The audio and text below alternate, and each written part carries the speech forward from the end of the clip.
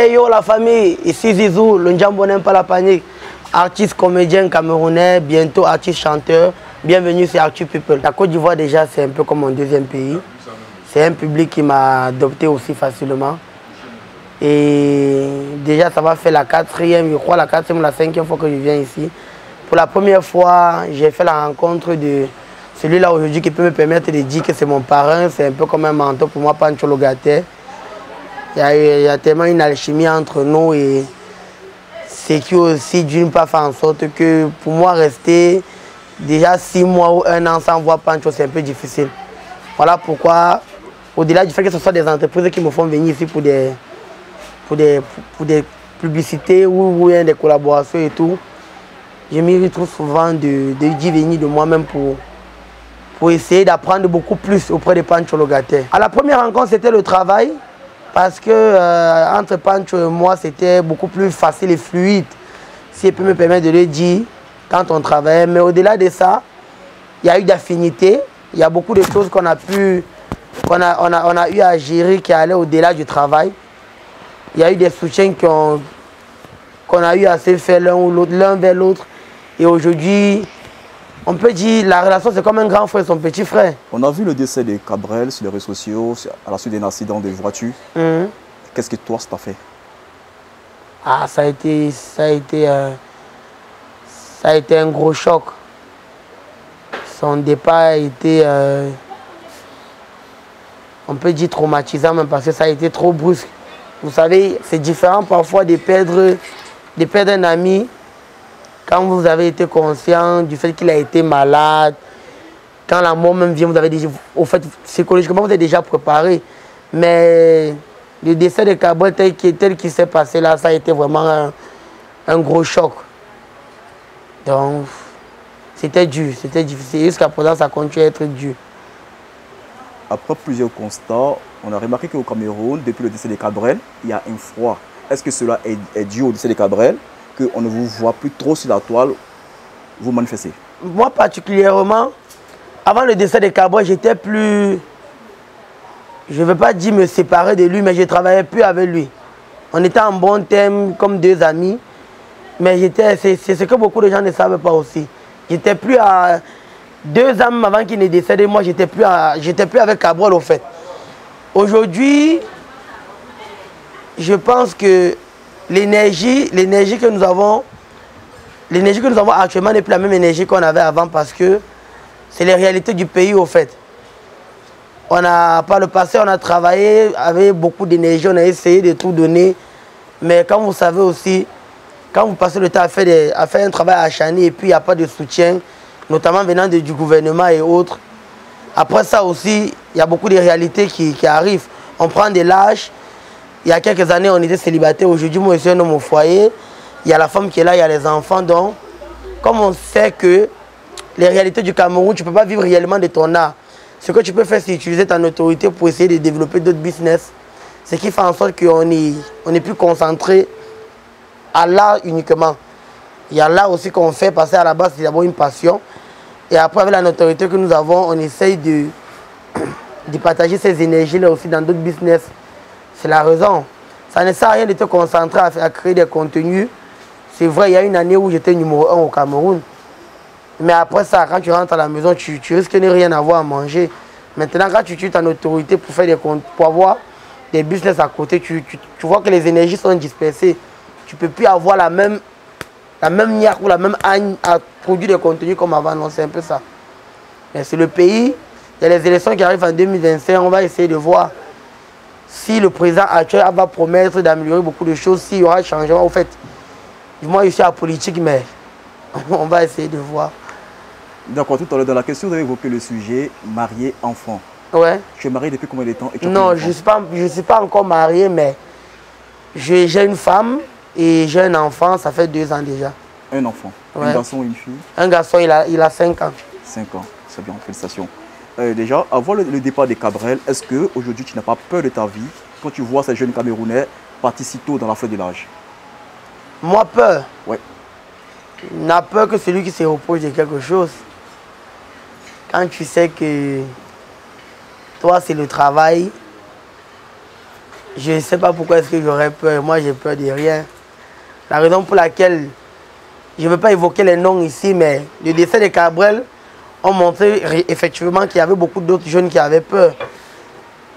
D'où il y a beaucoup de ceux qui ne sont pas venus à ses obsèques. Oh, ils étaient ses amis proches. Les gens comme nous sommes allés à ses obsèques. Bien vrai qu'il y avait beaucoup de trucs qui se disaient sur sa mort, mais quand tu sais que tu te reproches de rien,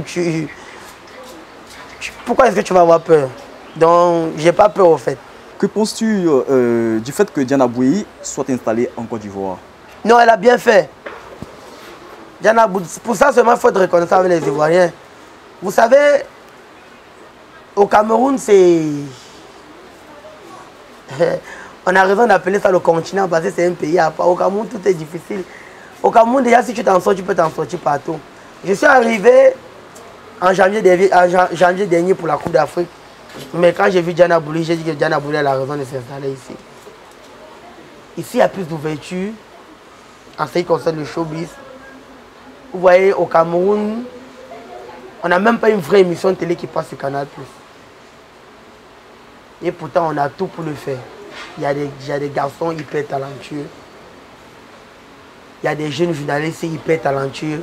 En ce qui concerne le média, vraiment, on a tout. Mais maintenant, nous, on vient d'arriver. Peut-être ici à 4 ans de succès. On ne sait pas trop le problème qui se pose, mais Diana Bouyi, non, elle a raison. Moi-même, là, si j'étais célibataire, c'est qu'elle allait m'installer en Côte d'Ivoire. Et qu'après ça, quand tu essaies de voir la petite famille que tu as, il faut tout un processus. Mais sinon, moi, je suis du même avis qu'elle a la raison de s'installer ici. Tu viens beaucoup en Côte d'Ivoire, est-ce que tu n'as pas une copine ici par hasard?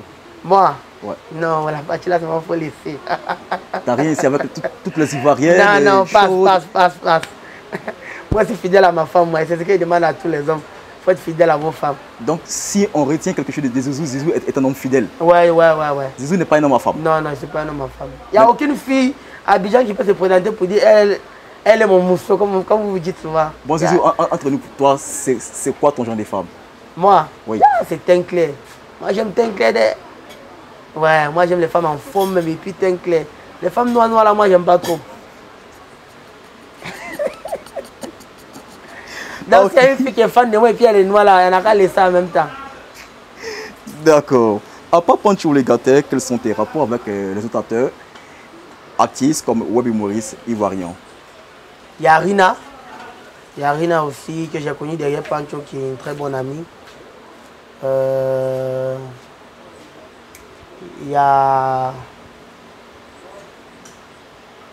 a un producteur aussi, Roma Prod, oui, c'est un grand fossé avec qui j'ai de très bonnes relations. Voilà, il pouvait me limiter là, mais sinon il y a beaucoup de personnes. Et à part tes chanteurs, tu as des préférences, d'autres que tu aimes le plus, que tu écoutes aussi le plus aussi? Oui, déjà la team PA, j'aime leur énergie là. Il y a Baby Philippe aussi que je connais très bien. Il y a Di Bordeaux, il y a Didi B, il y a Pouchou National aussi, très bon chanteur que je connais bien. Voilà. Il y a Emma Loès aussi. Waouh, je reviens à la question, elle est venue tout à l'heure. Ah. Là, un exemple, si tu dois faire un choix entre Emmanuel Keita et Emma Loès, qu'est-ce que tu choix? Non, Emma Loès, moi je ne connais pas Emmanuel Keita. Pourquoi ton choix est porté sur Emma Loès? Non, je ne connais pas Emmanuel Keita. C'est qui Emmanuel Keita? Moi, je ne la connais pas. D'accord. Tu ne connais pas Emmanuel Keita, Eka? C'est qui? Je ne connais pas Emmanuel Keita. Moi, je connais Emma Loès. Alors, tu prends ton téléphone puis tu tapes Eka. Tu verras. D'accord. Après l'émission, je vais faire ça. Maintenant, pourquoi est-ce que ton choix est porté sur Emma Loès? Emma Loès, elle a quoi de aussi particulier aussi qui t'attire autant que tu... Je ne connais personne d'autre que je peux comparer à Emma Loès. Peut-être s'il y avait le temps, j'ai rencontré des personnes, je vais maintenant pouvoir répondre à votre question. Mais pour le moment, Emma Loès, son premier jour qu'elle m'a vu, elle m'a donné 500 000. C'est pas pour dire que je l'aime à cause de l'argent. Elle était trop gentille avec moi. Pour une première rencontre, on a beaucoup causé. Et puis on s'est changé de numéro. Trop bien avec moi en P17, c'est la magie. Et puis, il y a mon grand frère aussi, le Romanokov. En fait, ces deux personnes-là, ces personnes qui à la première rencontre, c'est trop allé vite en fait. Ils m'ont adopté. Il y a eu de la chaleur. Donc, eux là, seulement moi je suis prêt pour eux, comme les Ivoiriens disent souvent. D'accord. Entre Ividero et Coach Amonchik, c'est qui t'a préféré? Coach Amonchik. Et pourquoi? Coach Amonchik, j'aime ses contenus au fait. Je ne sais pas si elle est comédienne, je pense pas, mais j'aime son humour. Parce que pour elle, moi, ses contenus me font toujours rire. Non, Coach Amonchik. Yves Dero aussi, c'est vrai, j'aime bien la grande sœur. Mais elle, c'est beaucoup plus du sérieux, la réalité. Sinon, Coach Amon Chic, j'aime son fun, j'aime son mood. Donc, Coach Amon Chic. D'accord. On sait que la plupart des Camerounais sont en rapport avec Samuel Eto'o. Toi, ouais. Quels sont vos rapports? Bon, Samuel Eto'o, je l'avais rencontré une seule fois lors d'un événement où j'avais été sollicité parmi les artistes qui devaient prester.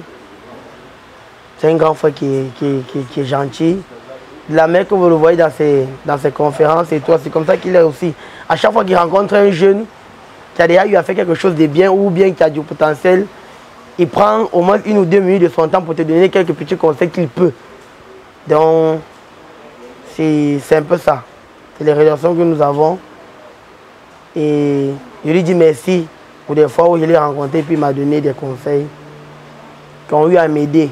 Donc, je dis merci à Samuel Eto'o. Toutefois, au Cameroun, tes rapports avec les Dupons et Coco Argenté? Non, eux là, je n'ai pas de rapport avec eux. Ce sont des artistes de Yaoundé et puis nous sommes à Douala. Donc, je n'ai pas de rapport avec les Dupons et Coco Argenté, non. Tu les apprécies? Oui. Les Dupons, c'est la reine-mère. Elle a essayé d'exporter la musique camerounaise, la culture camerounaise, le bikoussi, au plus haut que possible. Donc, déjà, bravo, big up à la maman Lady Ponce. Parlons de ton jeune frère, Tic Deng. Ouais. Oui. C'est quoi vos rapports actuellement là? Professionnel. Vous savez, beaucoup de gens pensent que j'ai un problème particulier avec lui. Non, c'est pas ça. C'est lui et moi, c'est comme 2 lycéens qui sont arrivés à l'université. Et puis, on a eu des... Chacun a choisi sa filière, au fait. Quand vous regardez, moi, ma qualité de contenu, elle est carrément divergente à celle de Tic Deng. Donc, on est là. Juste qu'on ne regarde plus les choses professionnellement parlant de la même façon. Donc, chacun poursuit la carrière de son côté. S'il y a un gombo là, c'est que celui-là, lui et moi, on va se tamponner. Hein. Mais sinon, chacun est de son côté, il fait ses contenus à pas, vu que les idées maintenant et la manière de produire les contenus sont divergentes. Donc, sinon, on est là. Mais après plusieurs analyses, on a eu comme l'impression que quelque part, il y a une histoire de rivalité, de jalousie quelque part. Est-ce que c'est là vrai? Ouais, mais ça c'est les internautes. Ça, c'est... Vous savez, quand on était habitué à avoir 2 personnes ensemble, après ça, quand c'est ce que le public veut, ils peuvent se permettre de dire tout et de n'importe quoi. Il y a des gens aussi qui peuvent entrer au milieu pour essayer de cogner les têtes. Mais sinon, moi, mon niveau, vous allez voir, je n'ai jamais fait de vidéo pour répondre à celui dont vous avez parlé tout à l'heure. Parce que je ne peux pas entrer dans ce jeu-là. Je pense que je suis beaucoup plus mature. Et je me suis aussi décidé un truc. Je ne peux plus me retrouver en train d'insulter quelqu'un sur des réseaux pour éviter de demander pardon après. Donc, tu pourras beau dire de moi ce que tu veux sur les réseaux, moi je ne vais jamais. C'est des choses qu'avant il faisait par le passé, mais aujourd'hui, on a pris de l'âge, on a acquis de l'expérience. C'est des choses que je ne peux plus faire. Donc, sinon, ce que je vous ai dit là, c'est ça. D'accord, te voyons beaucoup en Côte d'Ivoire. Est-ce que tu as des projets ici en Côte d'Ivoire? Oui. Comme je vous ai dit tout à l'heure dans mon introduction, artiste comédien bientôt, artiste chanteur. Il y a déjà 2 sons qui sont préparés. C'est en cours d'être mis sur pied avec le Romanokov Production. En tout cas, il y a quelque chose de fort qui arrive. D'accord. Et si ces 2 sons, quels sont les arrangeurs qui ont travaillé sur ces 2 sons? Et s'il y a eu aussi des featuring, des collaborations sur ces 2 sons? Non, sur les 2 sons, il y a un seul arrangeur qui a travaillé dessus, DJ Kessi. D'accord. Maintenant, il y a beaucoup de sons qui arrivent. On va essayer de le faire avec des arrangeurs ici en Côte d'Ivoire, mais il faut faire le nom parce que la production qui va s'occuper de ça, Romanokov Prod, il n'a pas encore donné son accord pour que les choses puissent être dévoilées. Pour le moment, on préfère rester à ce que je vous ai dit. Il y a 2 projets musicaux qui arrivent, 2 projets musicaux, pardon, et qui sera produit par Romanokov Prod. Voilà. Là, c'est en Côte d'Ivoire et au Cameroun. Je pense que j'essaye de vouloir faire des choses au-delà du Cameroun, en fait. Il y a 3 ans de cela, on a créé des contenus, on a fait des choses pour la communauté camerounaise. Aujourd'hui, on rêve beaucoup plus grand. Ce qui est du Cameroun maintenant, c'est le public ivoirien que j'ai envie de conquérir, qui marche beaucoup plutôt bien. Pendant la Coupe d'Afrique, jusqu'à présent, j'ai gagné plus de 300 000 abonnés de plus sur ma page. Et quand j'essaie de voir le sondage, c'est beaucoup plus. À 80%, c'est les Ivoiriens. Ça veut dire on m'a accepté, on m'a adopté. Voilà. Donc, c'est ce combat-là maintenant pour le Cameroun. Pour le moment, il n'y a rien, il n'y a aucun projet. Le projet qui est là, c'est vrai que ça part du Cameroun, mais c'est pour beaucoup plus toucher voilà, d'autres pays, en fait. À t'entendre parler, on a comme l'impression que lors de la Coupe des Nations, qui s'est jouée la CAN 2023, tu as amassé beaucoup d'argent. Beaucoup de contrats, beaucoup de signatures. Ouais. On a travaillé avec Hassan Hayek. On a travaillé avec... Il y a eu beaucoup de contrats quand même, ça c'est pas faux. Il y a eu beaucoup de gombo, il y a eu beaucoup de prestations. Pas beaucoup, et on a essayé de travailler. Ok, on a travaillé quand même, mais pas beaucoup comme les gens pensent, on a travaillé quand même. Mais tu as eu beaucoup quand même. Un peu. Un peu. Là, avec quand tu es en train de voir comment est-ce que tu es installé définitivement en Côte d'Ivoire. Non, j'ai pas dit ça. J'ai pas dit ça. Pour moi, c'est pas dans mes plans, mais sinon, de temps en temps, je serai là. Et si tu as d'autres choses à ajouter aussi, des perspectives, d'autres choses à nous dire, ce serait quoi? Merci au peuple ivoirien, merci à la Côte d'Ivoire, merci à Pancho Logate, parce que aujourd'hui, si j'arrive à Abidjan et que je réussis à m'imposer, c'est parti de Pancho. Merci à Arthur Le Tunis aussi qui est en train de s'apprêter pour m'apporter son soutien. Merci à Emma Loès, merci à Laurent Manokov. Merci à toutes les entreprises basées en Côte d'Ivoire qui ont déjà eu à me faire confiance et qui continuent à me faire confiance parce que c'est un honneur pour moi de travailler avec des entreprises en Côte d'Ivoire tout en sachant qu'en Côte d'Ivoire aussi il y a des influenceurs. Et vous voyez que c'est quelque chose de fort. Donc je remercie vraiment le peuple ivoirien et la Côte d'Ivoire tout entière pour la considération et l'amour qu'ils continuent à donner à ma modeste personne. Vraiment, je suis reconnaissant. D'accord, avant de conclure cette interview, j'aimerais revenir sur la question. Si tu as un coup de gueule dans le milieu de l'humour, comme aujourd'hui, tu deviens artiste-chanteur, web humoriste, artiste-chanteur. Si tu as un coup de gueule ou des choses à voir changer dans le milieu, ça serait quoi? Ce que moi je peux dire, c'est que pardon. Que le gouvernement essaie de mettre un moyen en place qui fera en sorte que les artistes camerounais puissent vivre de leur art. Aujourd'hui, tu vas voir un artiste pour pouvoir joindre les deux bouts. Il est obligé de gérer busy derrière. Ça, c'est pas bon.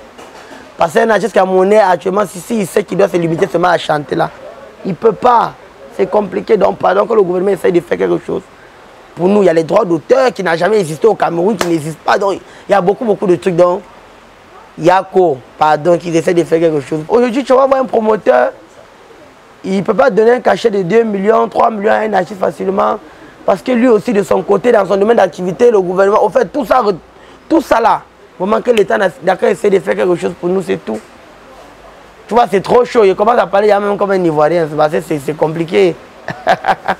Mais sinon, je suis fier d'être Camerounais. On doit juste continuer à travailler, à bosser pour que les choses changent. Je vous remercie. Merci, Zizou.